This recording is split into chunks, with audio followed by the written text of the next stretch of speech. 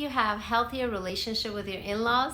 Hi, I'm Dr. Menije, a licensed psychologist here at Embracing You Therapy, and today let's unpack the in-law relationship issues.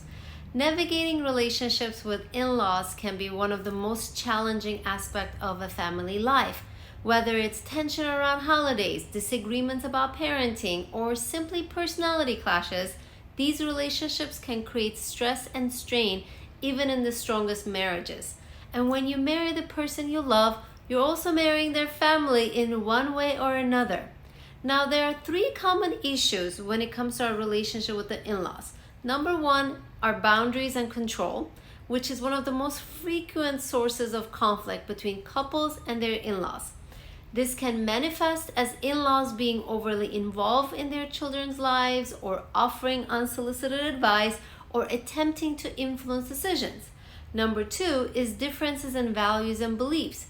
Cultural, religious, personal values can differ between spouses and their in-laws. And whether different views on parenting, spending, lifestyle choices, these differences can lead to misunderstanding and conflict. Third common issue is alliances and loyalty. Loyalty conflict can arise when a spouse feels torn between their parent and their family of origin, their partner and their family of origin. This can lead to feelings of being caught in the middle, especially in-laws are critical or unsupportive of the marriage.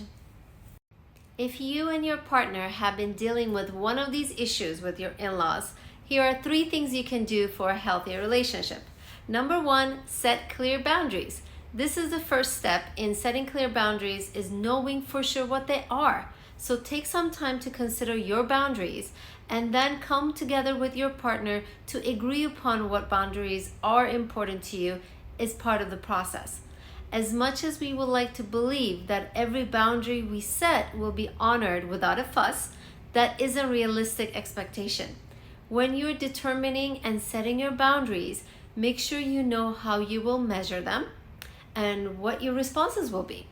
How will you be able to tell when a boundary has been crossed? What will be the repercussions be?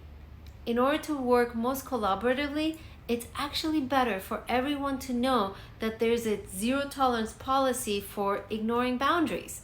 Being firm about them doesn't have to include anger or raising voices, but be prepared to enforce your boundaries to make the most of setting them.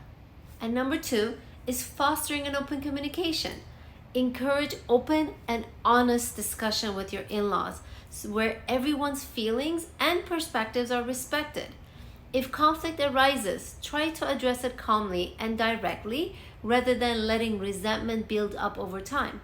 Often, those small issues can be addressed and resolved if we ask clarifying questions such as, "Can you please explain what you mean?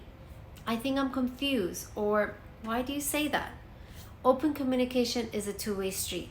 And in order to nurture a dynamic relationship with your in-laws where what you say is taken to heart, it's best for you to do the same for them.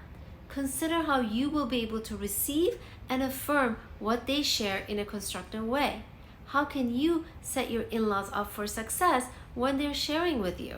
So make an effort to touch base outside of event planning or when you needed information. Try to reach out simply to make connection. So you show them that you care about how the other person is doing and that you're available for connection and that you're invested in this relationship. Third thing you can do is practice empathy and understanding. Empathy goes such a long way in improving relationships with in-laws. So by practicing empathy, you can diffuse tension, build a stronger and more supportive relationship. Consider why you or someone else you know well might behave the way they do. How would you want them to be treated? Ask yourself, if my best friend was making this request, how would I handle it? Because sometimes we can get lost in existing dynamics or distracted by the demographics, but overall your in-laws are your partner's family and they are your family too. And the better everyone is at hearing each other out, accepting responsibility, apologizing when needed, and supporting one another, the happier you're going to be. I hope you find this helpful. If you have any questions, please share them below and we will respond to them. And if you're in California and interested in individual or couples therapy, please reach out to us and we're happy to connect with you. And I'll see you in the next episode.